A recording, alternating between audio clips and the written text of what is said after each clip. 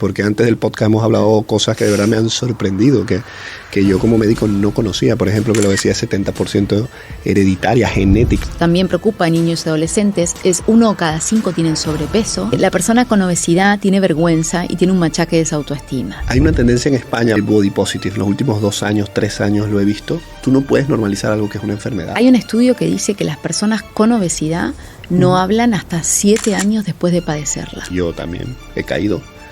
Sí, estigmatizamos al obeso como si fuese culpable culpa de su enfermedad. Usted tiene la culpa de tener un cáncer de próstata con la actividad física escolar, de instaurar 1 hora al día de actividad física. En China hacen los snacks, que son de 5 segundos entre clase y clase. Muchas veces lo más difícil es cambiar de hábitos. Si no hay repetición de un hábito saludable, por más como de 60 días, que esto viene de un cirujano que operó y que esos 66 días lo hizo disciplinadamente para que cicatrizara bien esa herida. ¿Y cuándo crees tú que un paciente se beneficia de usar los fármacos? ¿Cuál es el momento en que deben ser usados? Porque cuando sienten el abrazo, dado realmente, empiezan a hablar. Y cuando uno habla... Cristina, tienes un libro, un bestseller, sí, ¿verdad? Donde cuentas tu método. Que yo a los 33 años pesaba 33 kilos más, que fue cursando mi primer embarazo. Y mi médica obstetra me dijo en ese momento, Cris, si seguís subiendo de peso...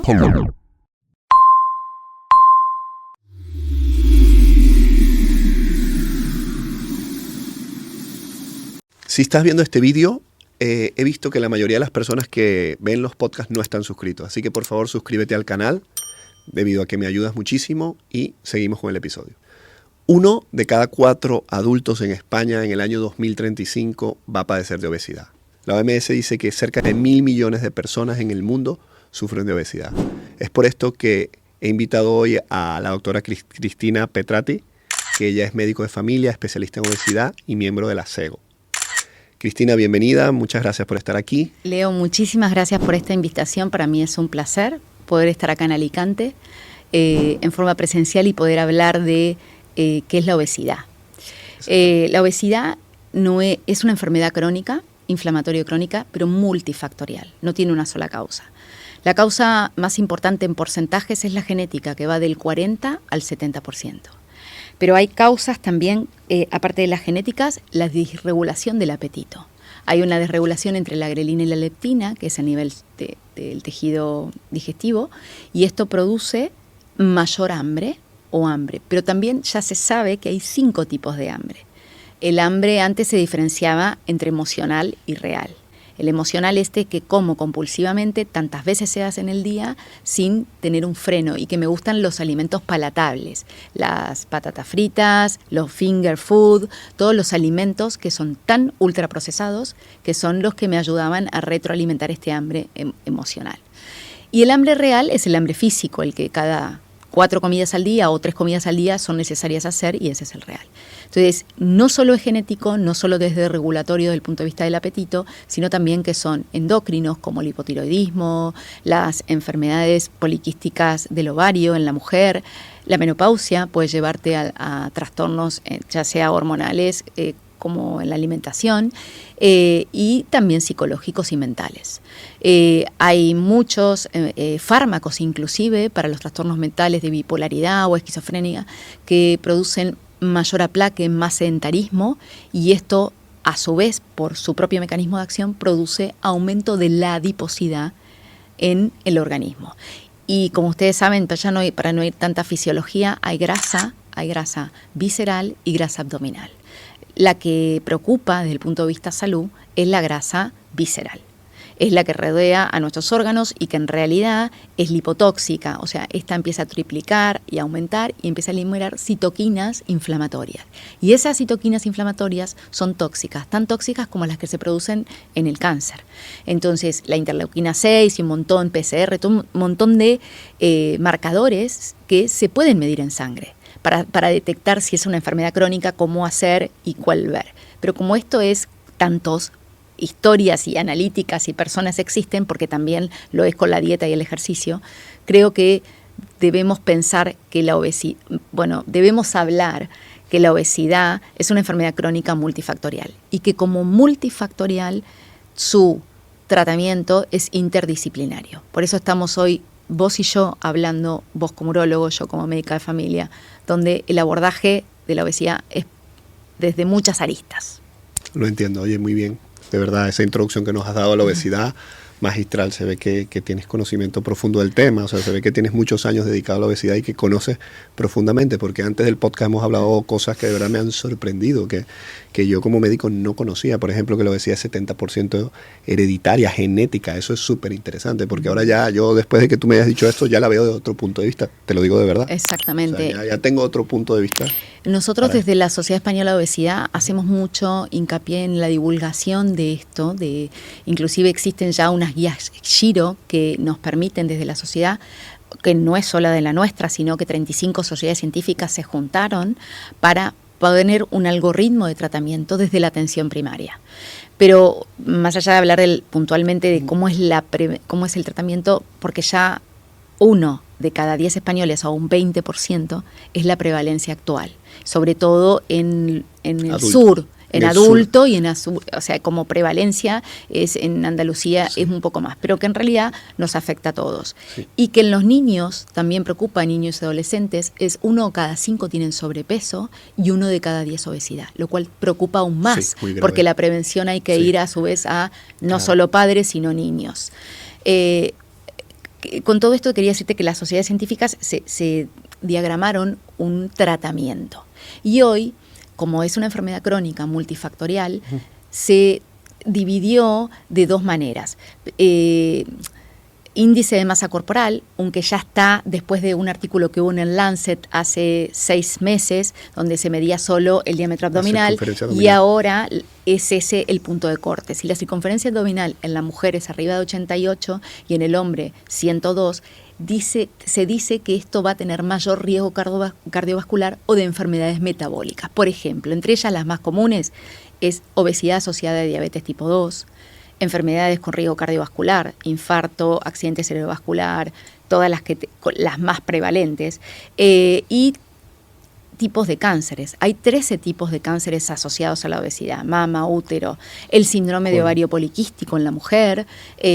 Entonces, estas enfermedades que pueden llegar a ser hasta 300 enfermedades asociadas a la obesidad, digamos que necesitamos un fármaco para paliar esta inflamación crónica. Cristina, pero antes de llegar ahí, vale. Si te está gustando el vídeo, no olvides dejarme un me gusta, compartirle a alguien que le pueda ser útil y suscribirte. Es algo que no te cuesta nada y a mí me ayuda. Seguimos con el episodio. Vamos a hablar de por qué crees tú que actualmente la prevalencia de obesidad está aumentando en países desarrollados. Creo que los países que tienen más obesidad son Estados Unidos, México. Sí. Luego está Europa y España, bueno, está por ahí, no es el que más tiene. No. Pero, Latinoamérica es donde más. Donde más hay. Pero ¿qué crees tú? ¿Crees que hay un factor socioeconómico que influye en la obesidad? Porque lo que me preocupa a mí es que yo pensé que la prevalencia de obesidad estaba bajando y no es así. No. Está aumentando. Y tanto es así que para el 2035 1 de cada 4 adultos en España va a sufrir de obesidad. Eso es grave. Eso es muy grave y te diría que es como una pandemia, ¿no? Que es lo mismo que cuando hablábamos y nos sentábamos del COVID, que ahora ya se nos olvidó. Pero que los niños o las familias que tienen bajos recursos socioeconómicos, España particularmente hizo un trabajo y detectó con el estudio Aladino, que se llama, que está en todas las páginas, decía que esto que te conté, de 1 de cada 5 niños y 1 de cada 10 tienen obesidad, pero sobre todo en padres donde estaban de baja o no tenían recursos económicos suficientes para llevar un estilo de vida saludable. O sea, comían mal, comían en los comedores o comían bollería, que ese era su principal desayuno. Las comidas eran a base de bocadillo, muchos carbohidratos, muchos ultraprocesados y muy sedentario, porque tú sabes que en España los colegios, ahora recién se está viendo que se implemente una actividad física, pero antes era 3 veces por semana. En realidad no se los estimulaba, no se los educaba en la actividad física. Y después hacer un deporte no había tiempo, porque a lo mejor estaban más enfocados en rendir una selectividad donde estaban 12 horas estudiando, porque si no, no llegaban a la media para poder prepararse para una carrera universitaria. Entonces, yo creo que hoy este cambio en el estilo de vida llevó a socioeconómico, ultraprocesados y mala información, como la que dijiste vos, que los sanitarios no No se sabemos sabe. lo que es la obesidad. Exactamente. No conocemos realmente lo que es la obesidad. Exacto. Y o sea, hay 2 sociedades científicas en España, una es la CEDO y en Europa la EASO, donde ya están avaladas por muchas, la americana, la canadiense, donde ya se establece que hoy la obesidad es una enfermedad crónica multifactorial. Vale. Yo alguna vez he pensado, o por desconocimiento te he dicho, no, es que para mí la obesidad es una enfermedad mental. ¿Tú crees que la obesidad es una enfermedad mental o no? No, yo creo que puede ser acompañada porque muchos, en mi país, sobre todo en Latinoamérica, veíamos muchos trastornos de la conducta alimentaria cuando éramos en la década del 80, porque había una insatisfacción corporal muy fuerte que te ponían en la televisión, en los medios, en las fotografías, entonces te ponían un estigma muy fuerte. Esto llevó a tener más industria de la insatisfacción corporal y esto llevó a mayor trastornos de la conducta alimentaria. Uno come con culpa. Sí, pero perdón, Sí. no entiendo. O sea, si tú ves cuerpos normativos en la televisión o donde sea, en las revistas, Claro. pero ¿por qué eso te hace ser más gordo? Deberías No. querer parecerte a eso. No, o sea, no entiendo, explícame. Sí, es que la persona con obesidad tiene vergüenza y tiene un machaque de desautoestima. Y Aunque no lo reconozca. Aunque no lo reconozca. Lo Justamente, tiene por dentro, porque no, o sea, yo conozco gente cercana con obesidad, amigos, familia, y les cuesta mucho reconocer que tienen un problema. Ellos tienden a normalizar su enfermedad. exacto, tienden a normalizar y a no aceptar. A no Cuando uno aceptar. acepta, no lo modifica, no lo cambia. Cuando uno lo acepta, transforma. En realidad, como hablamos, la falta de información o de divulgación o de no ir a un profesional especializado en obesidad hizo que esa persona entienda que lo que hace lo hace mal y lo intenta una y otra vez de comer menos y moverse más y tener algo muy reduccionista donde es mucho más allá la enfermedad. Y eso hace que se autoboicotee y que no quiera y se frustre. Entonces, es lo que hablamos, come con culpa, le da vergüenza, la culpa la lleva a mayor restricción y la restricción la lleva al atracón. Entonces, hay un montón de mecanismos, psicológicos que llevan a esa persona a sentirse mal con su aspecto físico. Y eso es lo que creo que nos está llevando hoy a hablar un poco de esto Claro. de obesidad y sexualidad. Sí, Cristina. Sí. Una cosa, mira, hay una tendencia en España, vamos a hablar un poquito, de body positive. Los últimos 2 años, 3 años lo he visto, de gente obesa o con problemas de sobrepeso que dice, quiérete y acéptate como eres. Yo creo que ese mensaje está bien, pero tú no puedes normalizar algo que es una enfermedad, porque es grave. Pues, como tú lo has dicho, más de 300 enfermedades o comorbilidades asociadas, vas a vivir peor, menos y te va a afectar tu salud. Ya no es un tema de estética. Por supuesto que hay que quererse, que hay que tener una autoestima Exacto. sano, Sí, pero una parte del quererte sí. es cuidar tu salud. Exactamente. ¿Qué opinas? ¿Por qué hay incluso ese mensaje por redes sociales de body positive? ¿Qué crees? ¿Eso son gente autonegándose y tratando de que... ¿De dónde crees que surge ese tipo de mensaje? Hay un estudio que dice que las personas con obesidad no hablan hasta 7 años después de padecerla. Hasta 7 años 7 después. años. Wow. Pero mucho tiene que ver con el estigma del sanitario al que tienen su Sí. primer consulta, donde quizás no conoce, como te pasó a vos en su momento, y le dice, le duele la rodilla, tiene que bajar de peso. No puede hacer ese ejercicio porque se va a operar, porque va previo a una cirugía bariátrica. Entonces usted está así porque no se mueve. Usted es un vago. Sí. Usted no... Sí, Entonces sí. todo ese Eso- estigma... Eso es totalmente cierto. De hecho, pues muchos sanitarios lo he visto yo, y yo también he caído. Sí, estigmatizamos al obeso como si fuese culpable. Culpa de él. Sí, culpa de su Uf, enfermedad. Imagínate Sí. si se diría hoy, usted tiene la culpa de tener un cáncer de próstata. Sí, eso no. No. Eso no. Nadie No es está culpable bien. de tenerlo. Claro. Una enfermedad. Es una enfermedad, sí, pero bueno, a ver. Hay responsabilidad. Hay responsabilidad. Exacto. Sí, claro. En Si eso yo- estamos de acuerdo. Si yo me como 3 tartas y tengo 20 kilos de peso de más, Eso. Mira, ¿me entiendes? en Parte eso, de responsabilidad.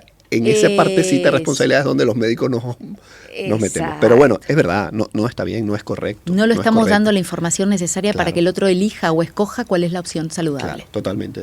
Entonces, podemos diferenciar de aquellos que cursan con salud y no salud. Claro. Entonces, creo que no podemos ser reduccionistas, no tiene que ver con un tema estético, no tiene que ver con un tema de come menos y móvete más, tiene que ver con un compromiso con la salud, para no tener este riesgo aumentado de todas esas enfermedades metabólicas que hablamos. Y es ahí donde uno se posiciona y no habla de lo estético, habla de salud. Que simplemente, como hablamos, con una cinta métrica yo no tengo que por qué pesar a mi paciente. Yo no lo tengo que llevar obsesivamente a un peso. Yo ya sé cuál es el volumen corporal que tiene. Busquemos una cinta métrica porque ya lo tiene todos los días cuando va a comprar una ropa de Zara y no tiene XL. O va a comprar... Uy, dije una marca. Bueno, no pasa córtalo. Nada. Patrocinio, no, mentira, no pasa nada, no pasa absolutamente nada. Digo porque son las quejas habituales que tengo en consulta. O sea, ya todo el tiempo, o se va a sentar en un sillón de avión y le cuesta, no se puede poner el cinturón. Y no es que no quiere ir porque quizás hasta viaja con su mascota, porque se quiere trasladar a su país de origen o a lo que sea. Y esto está muy asociado a lo emocional y no lo podemos olvidar. No lo podemos desvincular, claro. Claro, por eso digo, es multifactorial y tiene que tener la atención de la gestión emocional. Y es importante, lo que hablamos no lo comemos. Lo que hablamos y lo ponemos en palabra, lo ordenamos, lo planificamos y lo podemos curar. Y eso tiene que ver con la salud integrativa. No podemos mirar solo el peso en la báscula. Está bien que yo me voy a encontrar con un montón de científicos que lo hacen, porque si no, lo que no se mide, no se sabe cuáles son los resultados. Pero que si yo tengo en una consulta 1 centímetro y puedo ver el volumen, yo sé que tiene más de 88 centímetros. Yo ya sé cuál es el riesgo de su salud. ¿Para qué me voy a poner con su tema estético y decirle, tenés 50% de grasa? No, esa persona ya lo sabe. Si va, es porque necesita ayuda para poder elaborar lo que sea, o un duelo o algo, y poder transitarlo acompañando. Porque se siente ya muy solo, abandonado, con la autoestima muy baja, como para enfrentar una enfermedad. Si te está gustando el vídeo, no olvides dejarme un me gusta, compartirle a alguien que le pueda ser útil y suscribirte. Es algo que no te cuesta nada y a mí me ayuda. Seguimos con el episodio. Cristina, las personas que nos están viendo, si hay algún familiar o pareja de alguien que sufre obesidad o sobrepeso, ¿qué recomendación le darías para ayudar a la persona sin herirlo, sin bajar la autoestima? Porque muchas personas no saben toda esta información, yo incluido, toda esta información que tú me estás diciendo, muchas personas no la sabemos. Mira, ¿qué información le dirías? Lo mejor es hablar sin juzgar. ¿Viste esta nueva frase que hay que está muy en TikTok? No juzgar. Siempre es escuchar. Se nos está olvidando la escucha. La escucha es que diga al otro qué le pasa, pero sin excusas. Cuando a veces te encontrás con, no, pero no voy al gimnasio porque no tengo tiempo o no voy, pero en realidad lo que te pasa es que te da vergüenza quizás ponerte esa ropa para ir al gimnasio, porque no encaja igual que otro que vos vas y tiene otro cuerpo, porque ya primero que vos se comparó la persona. Entonces es un poco sacar el estigma como familiar y ponerlo en manos de un profesional especialista en obesidad que pueda tener una charla, que pueda hablar y que pueda ser escuchado. Porque seguro que el profesional especialista en obesidad ya sabe de qué es, cómo va a hacer para ponerlo en acción. Vale. Y se va a dar cuenta cuál es su nivel de aceptación. Y como vos sabés, todo esto es un algoritmo.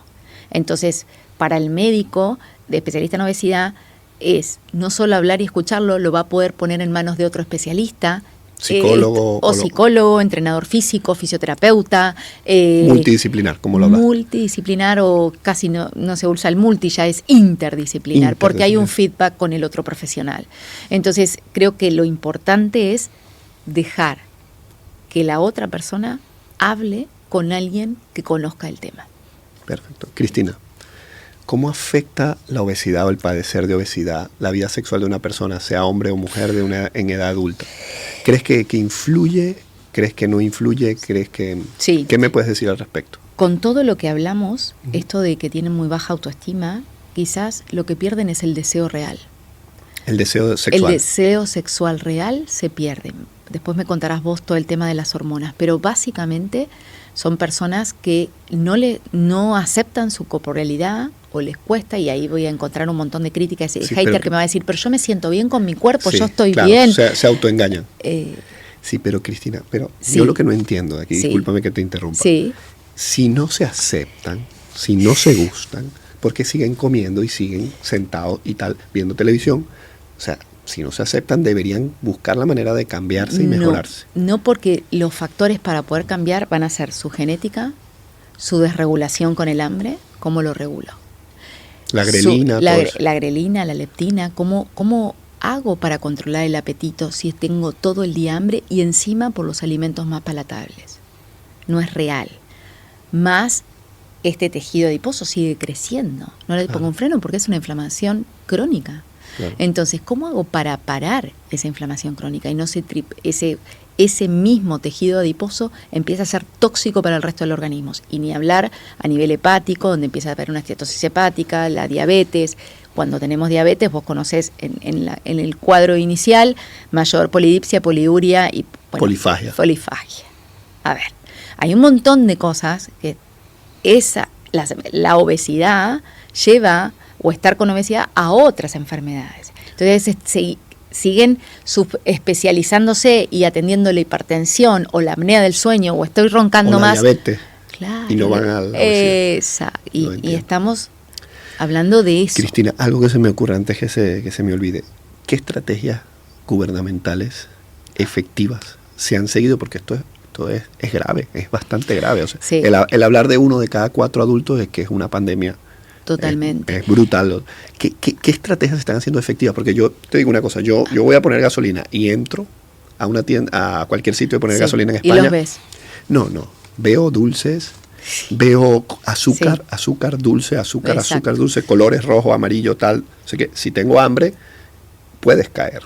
Sí, y aparte no tenés elección. Exacto, y no veo frutas, ni veo fuentes de proteínas sanas. Mirá, si tienes hambre en algún momento dado de tu día laboral. ¿Me entiendes lo que te quiero decir? Sí. En abril de este año se prohibió en todas las universidades y colegios las bebidas azucaradas. Se empezó a hablar del consumo de azúcar en las bebidas azucaradas. Y eso fue una ley que se puso en España. Que tanto las universidades como los colegios, todas las máquinas de vending debería no tener hoy porque no es ley. Con respecto a la bollería, es lo que hablamos. Quizás es un recurso más económico para una familia para mandarlo con un snack que comprar una canasta de frutas. Entonces eso hizo que no se generara un hábito. Pero ahora poco a poco ya se está hablando hasta en los colegios de que el plato de Harvard, que son 5 piezas de frutas y verduras, que lo saben los niños de 3 años hasta los adolescentes. El otro tema es que lo practiquen. Para instaurar un hábito falta tiempo. Sí. Entonces creo que se están haciendo desde las sociedades científicas trabajo en el tema de la alimentación. Y lo mismo se vienen muchas reformas a nivel salud y en estos años que vienen para lo que tiene que ver con la actividad física escolar. De instaurar 1 hora al día de actividad física. Sí, todos los días. Maravilloso, me parece maravilloso. Yo no sé si viste en el mundo que en China hacen los snacks, que son de 5 segundos entre clase y clase, que los ves, que se están moviendo en la silla, porque serían moverte cada 5 minutos. O como estamos sentados nosotros, deberíamos estar ahora parados dándonos una vueltita. No quedarse totalmente quieto ni sedentario. Eso lo quieren instaurar en los colegios, que en algunos lugares del mundo ya se hace. Yo tuve la experiencia personal, que mi hija se fue 1 año a Canadá. ¿Qué ciudad? Ottawa. Ottawa, ok. Y bueno, con una empresa española que inclusive lleva 20 años que trabaja acá en México. Y uno de los motivos en los cuales me llamó muchísimo la atención, porque es un país donde hay mucha obesidad, es los cambios de hábitos que ella tuvo. Ella no comía mal en casa, pero estaba en una casa de familia donde le cocinaban y eran todos ultraprocesados. Mi hija aumentó de peso. Terrible. Pero ¿qué me pasó? Que yo le decía, pudo como equilibrar la cosa porque iba a hacer actividad física en el colegio. Existen en los colegios públicos instaurado 1 hora de yoga y 1 hora de actividad física de fuerza. De fuerza. Hay gimnasios. Para adolescentes. Para adolescentes. Oye, qué bien, eso es un cambio de paradigma. Y eso fue una de las cosas que la Sociedad Canadiense de Obesidad, que también existe, fue mucho de lo que hicimos en la Sociedad Científica de Obesidad se tomó de las guías canadienses. Y que por eso digo, que lleva su tiempo, ¿no? Para ir instaurando desde la salud. El tema es que esto va creciendo tan acelerado como lo que vos ves, que a veces no podemos poner la prevención en el adulto, que ya estamos hablando de los niños y de los adolescentes. Entonces, cuando eso ya no es prevención, eso es acción. Entonces, creo yo, como este tiempo en experiencia en obesidad, que hay que ponerse en acción de la consulta 1, no esperar 3 meses que cambie de hábitos. Si yo no le ayudo, lo colaboro para que esa persona haga más actividad física y empiece a comer saludablemente y empiece a elegir lo que tiene que elegir, yo creo que en ese punto es donde yo le ayudo con un fármaco. Como médico. Yo entiendo que esto no es un común de la nutricionista, del farmacéutico, pero creo que ese es el punto donde pueda observar dónde estuvo, dónde devoraba tanto. Lo entiendo. Cristina, volviendo al tema anterior, obesidad y sexualidad. Sí. Hablamos de la libido y de la aceptación de la imagen corporal, que pierden el deseo porque, bueno, en una relación sexual hay mucha intimidad y se expone todo tu cuerpo desnudo normalmente.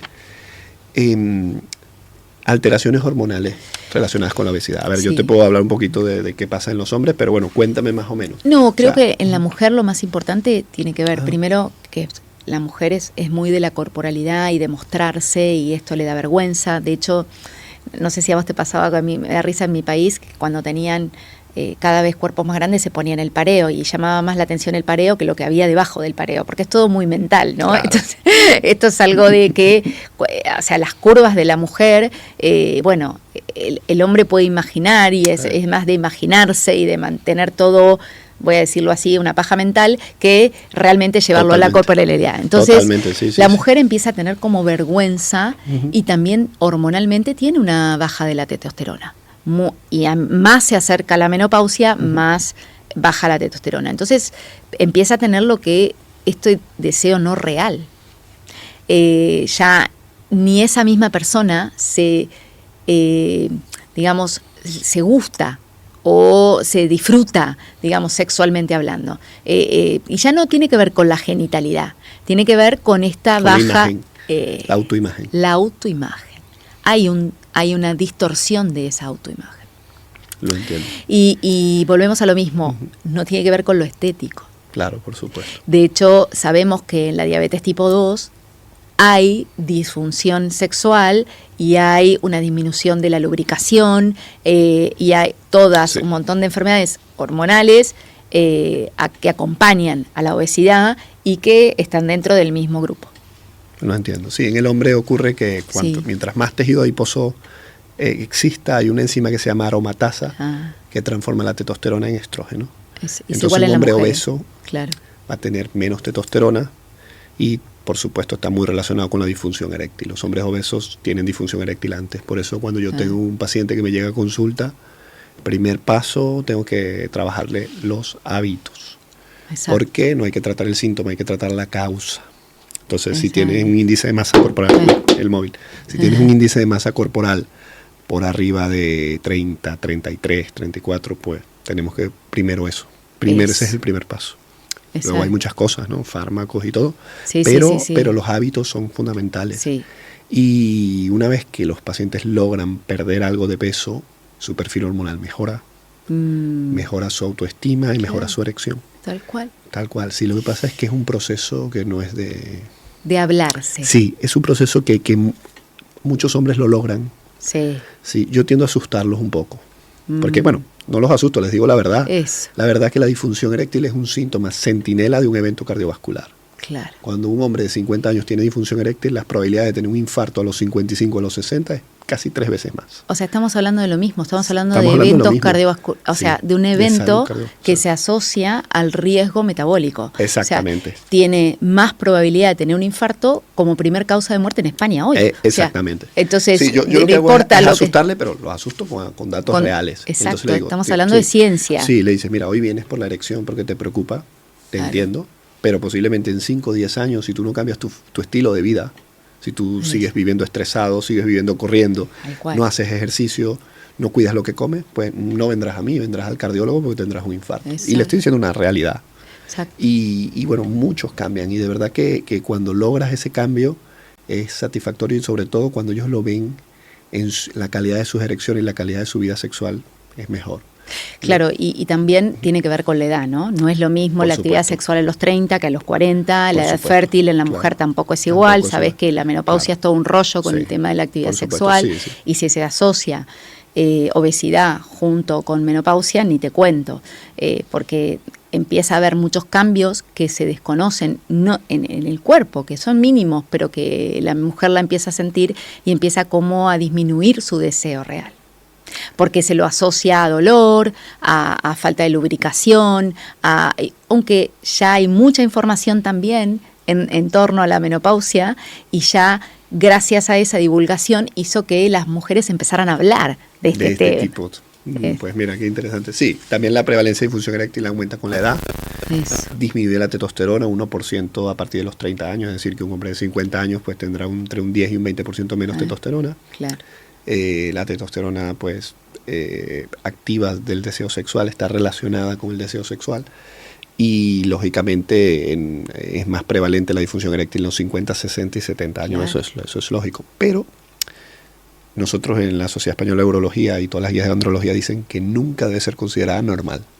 Claro. Hay que buscar la manera de revertir la vida sexual o tratar de ofrecerle la oportunidad de tener una vida sexual normal o satisfactoria por lo menos al hombre. No decir, mira, tienes disfunción eréctil, claro, porque estás viejo y estás gordo, quédate así, no. Hay que buscar la manera de... Muchas veces lo más difícil es cambiar de hábitos. Lo más difícil siempre, es cierto lo que decís, es el cambio de hábitos, pero que los cambios de hábitos se logran con disciplina, constancia y repetición. Sí.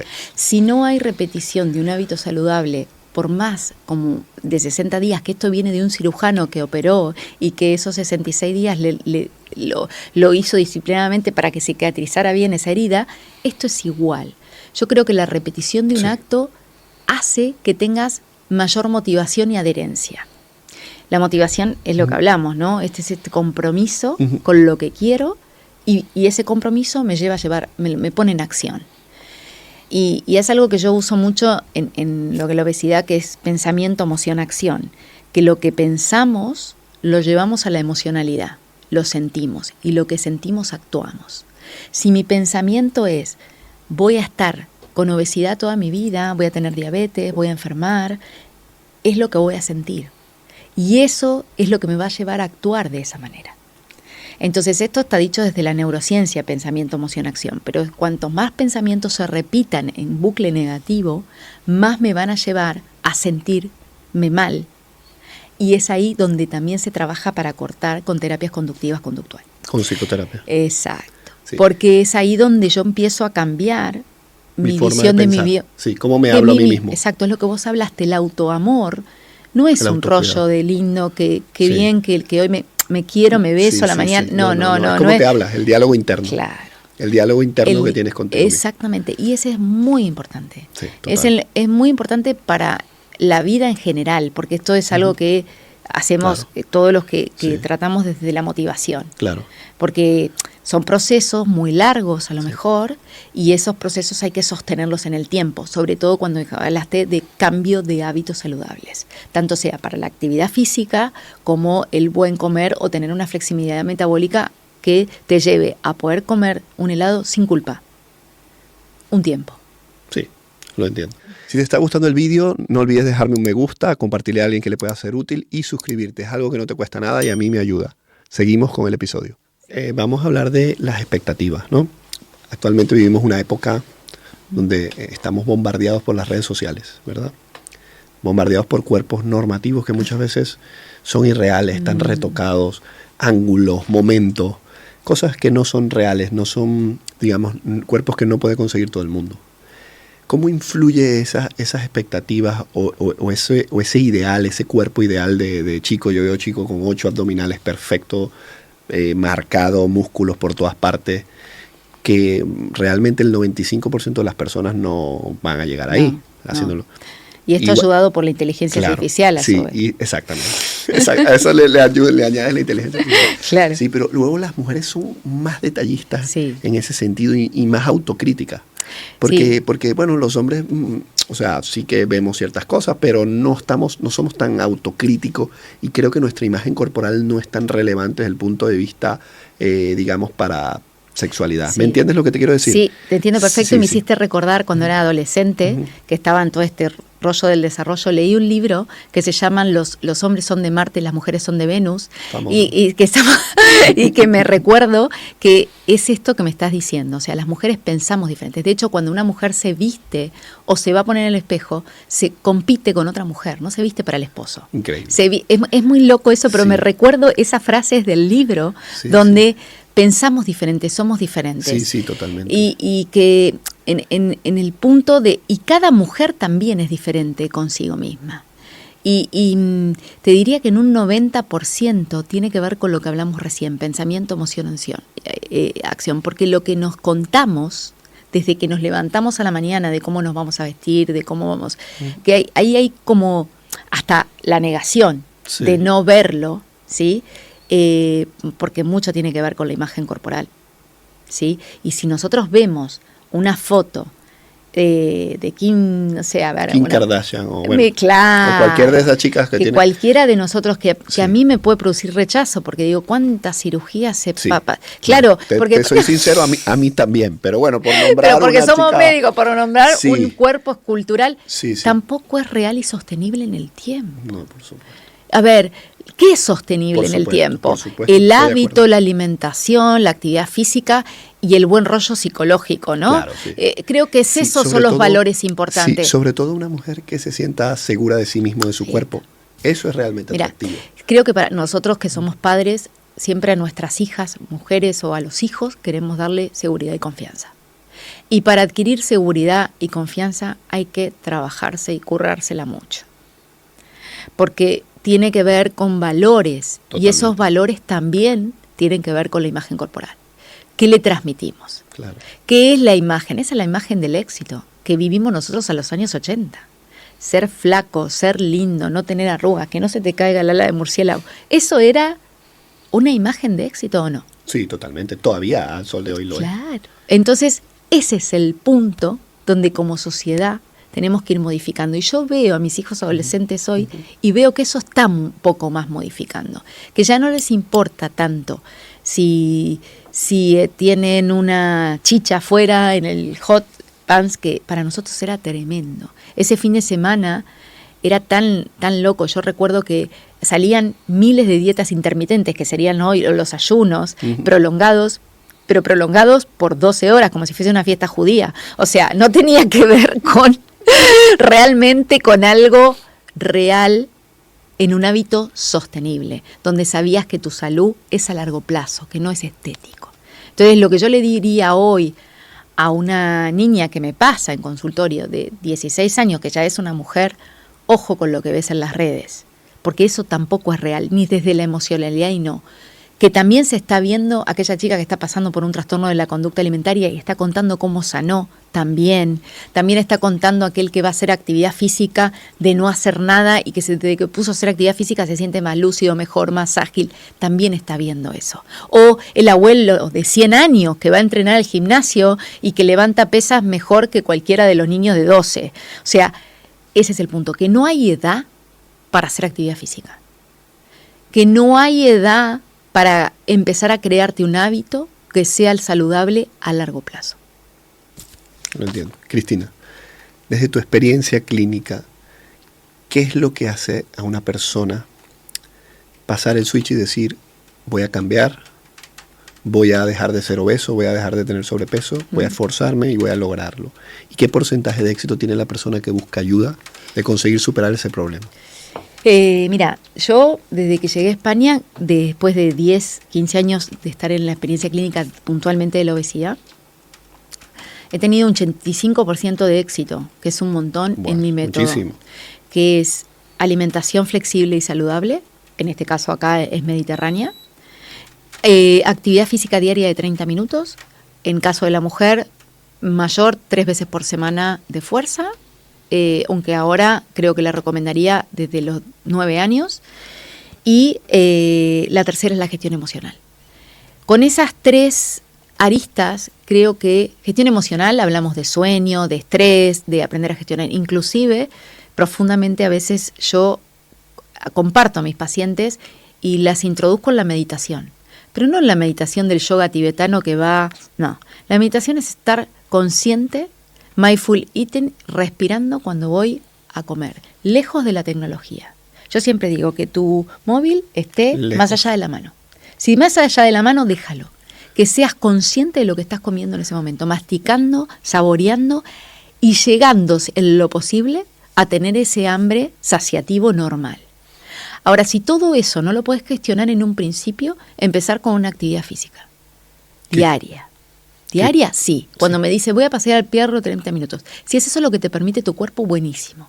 Pero si no, le prescribo ejercicio con un entrenador físico o con una persona especialista en la actividad física, que tengo muchas personas que las cuales recomiendo. Yo he visto cambios en un mes al empezar a hacer ejercicio. Su mente cambia. Es increíble. Igual. Es eso. Increíble. Eso es lo que vi desde la clínica. Y acompañarlo sin juzgarlo, sin culpa, sin estigma. Porque cuando sienten el abrazo, dado realmente, empiezan a hablar.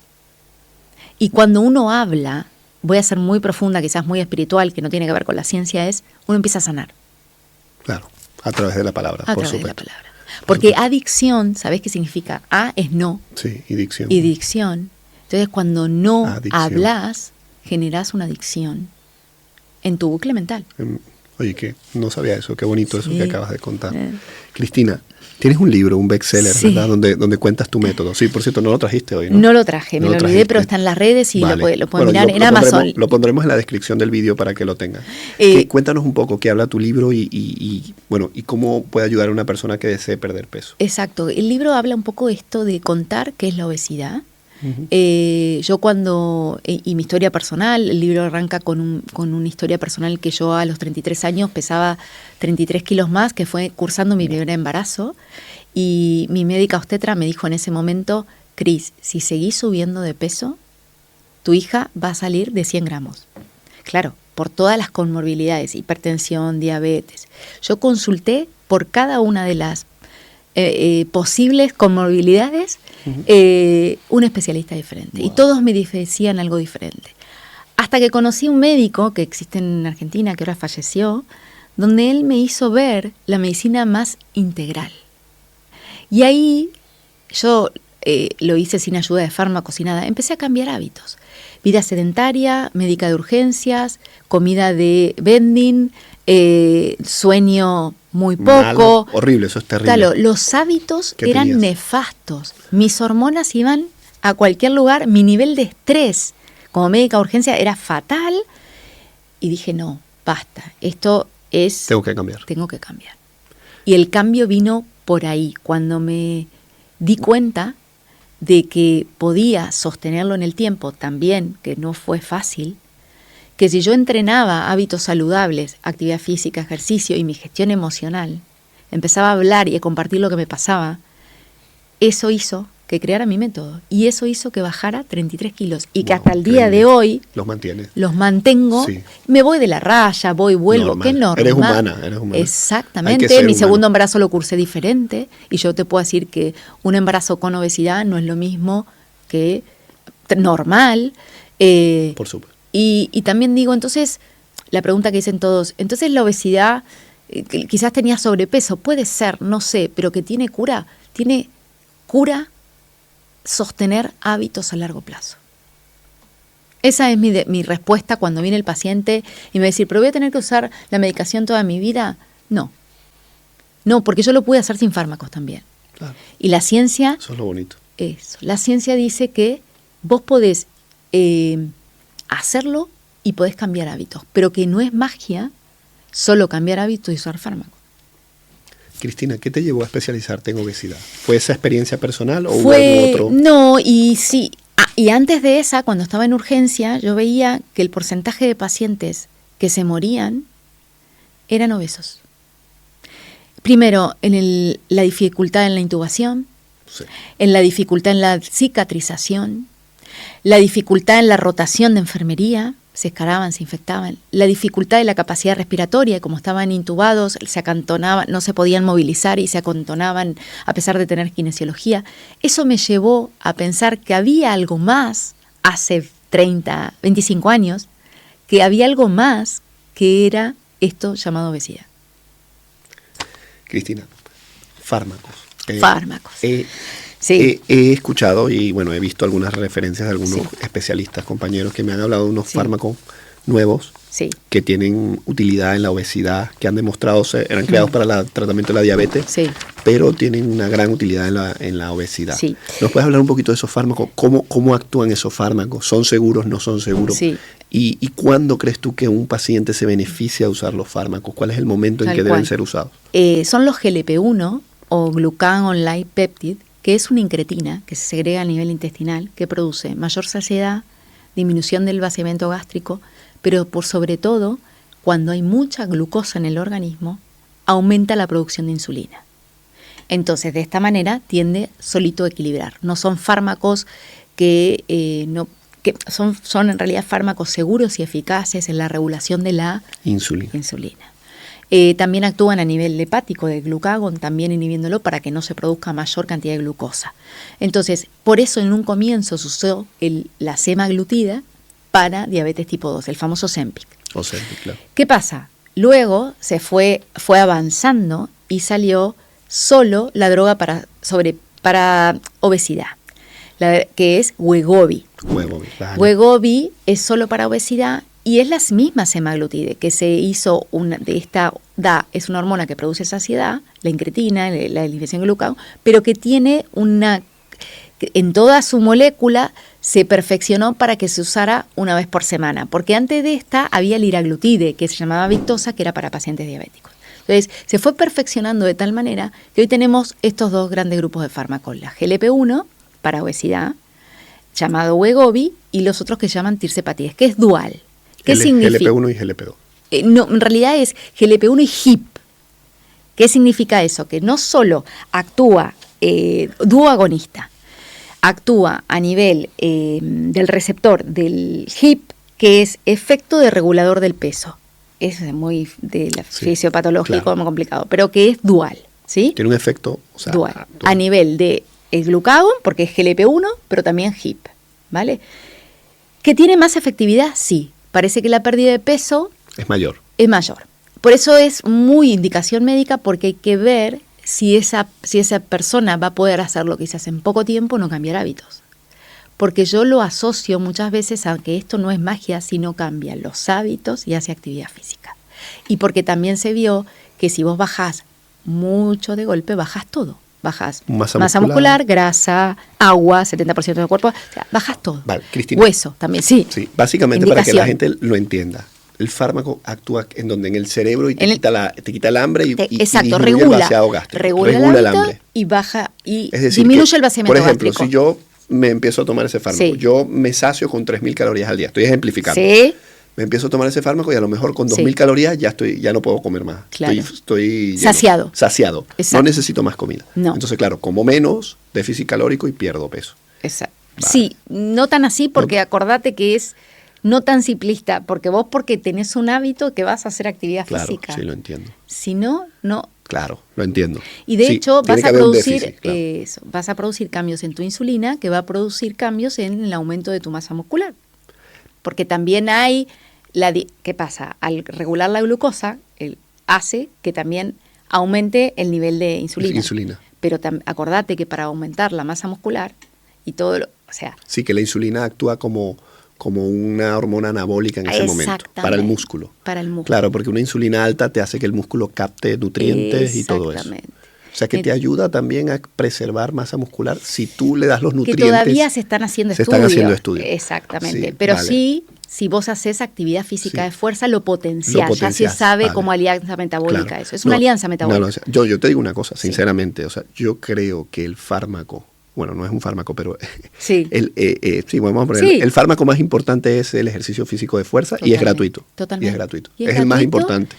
Y es gratuito. Mira, y yo creo que si yo fuese ministro de Salud, lo pondría obligatorio. Todos lados, en todas las plazas. Sí, llámenme nazi, lo todas que las sea, materias para aprender. Obligatorio. Si la gente no hace ejercicio, no hay seguridad social. Y saber también. Sí, ¿no? por supuesto, el conocimiento.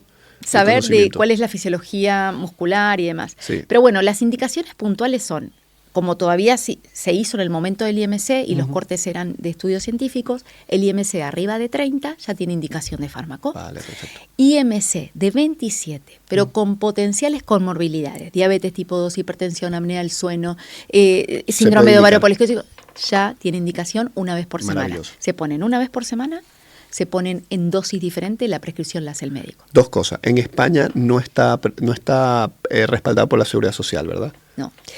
¿Crees que se puede llegar ahí?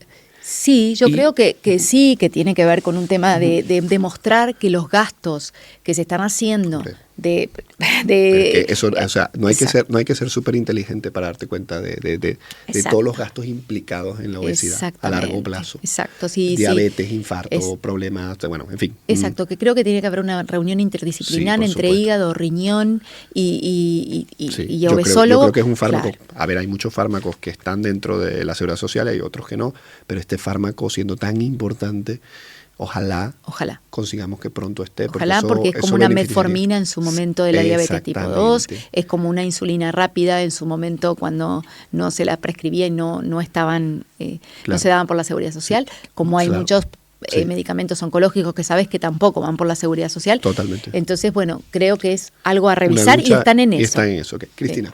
Contraindicaciones del fármaco, efectos adversos y la pregunta, ¿es un fármaco seguro, sí o no? Sí, es un fármaco seguro, tiene muchísima evidencia científica y mucho respaldo, sobre todo en lo que hablamos de riesgo cardiovascular. Hay un 30% menos de accidentes cerebrovascular y de infartos y de todas las enfermedades cerebrales. Es más, también se está probando el Alzheimer. Y otra cosa importante del fármaco es lo que hablamos, las contraindicaciones. Hay que aprender a tener el manejo. El GLP-1 solo trae náuseas, vómitos, diarrea, intolerancia digestiva, reflujo, no en todos. Y el tirzepatide, que es dual, tiene menos efectos gastrointestinales, descriptos. Pero bueno, eso depende de cada persona y de forma individual. Porque también depende. El nombre comercial del tirzepatide es Mounjaro. Mounjaro, okay. Exacto. Son fármacos seguros y eficaces. Wegovy se da a partir de los 16 años. Vale. Puede darse mucho antes, pero bueno, son fármacos que se utilizaban. De hecho, ¿qué pasa con los fármacos a la obesidad? Yo te voy a contar un poco la historia. Desde cuando nosotros empezamos a estudiar medicina, existían las anfetaminas. Uh-huh. No sé si te recuerdas, sí, más en Latinoamérica. Sí, claro. A ver, me acuerdo de las anfetaminas, pero bueno, yo creo que no tanto. O sea, a lo mejor tú y yo todavía no somos de la misma, ¿sabes? Exacto. Uh-huh. Y ya en ese momento ya eran fármacos que intentaban quitar el apetito. Pero así te dejaban, psicótico, loco, bajabas todo. O sea, no comías, vale, básicamente. Entonces, fueron poco a poco, se fue estableciendo. Y después hubo el Orlistat, que inhibía la barrera de absorción de las grasas, entonces eran unas diarreas infernales cada vez que la persona... Ese sí me acuerdo. Sí. O sea, fue como progresando. Por eso digo que estos fármacos vinieron seguros y eficaces y a quedarse. Claro. Y le están encontrando otras acciones. Sí. Cristina. Sí. La verdad que ha sido un verdadero placer, ¿no? Hablar contigo. Me ha encantado. Mira, hemos hablado tantas cosas que casi que has quedado por una segunda parte, porque aquí a mí me quedan muchas preguntas pendientes, pero bueno, tenemos que ir finalizando el episodio. Por cierto, voy a dejar todas las redes sociales de Cristina, que tiene unas redes sociales preciosas, les recomiendo que la sigan. Voy a también poner tu libro para que la gente tenga acceso en la descripción del vídeo, y tu canal de YouTube, si lo tienes, también lo voy a dejar. ¿Quieres dejar algún mensaje a la audiencia que nos está viendo? Si tienes algún mensaje final, a alguien que sufra obesidad o un familiar. Sí, sí, sobre todo se nos quedó mucha cosa de la sexualidad, pero que está muy relacionada y que no vivas con culpa, ni con juicios, ni con miedos de hablar de lo que te pasa. Que busques las personas especialistas que te acompañen en este proceso. Que tiene salida, que no con las expectativas hiperaltas, pero sí para buscar información, que es algo que se puede combatir, se puede prevenir también, si estamos hablando de niños y adolescentes, y que simplemente, y muy difícil de hacer, es cambiar hábitos. Los hábitos, tanto en la alimentación como en la actividad física y en la gestión emocional, Si uno empieza poco a poco y haciéndolo en micropasos, esto se logra. Y no tiene que ver con el éxito y si me frustro podés caer millones de veces y volver a empezar, que hay que aprender a ser resiliente en la vida y volver a surgir. Porque creo que es el mensaje que se tienen que llevar a todas las edades. Y que, como dije antes, actividad física podemos hacerlo todos y a cualquier edad. Cristina, ha sido un placer, de verdad. Muchas gracias. No, el placer fue mío y gracias por la invitación. Si te está gustando el vídeo, no olvides dejarme un me gusta, compartirle a alguien que le pueda ser útil y suscribirte. Es algo que no te cuesta nada y a mí me ayuda.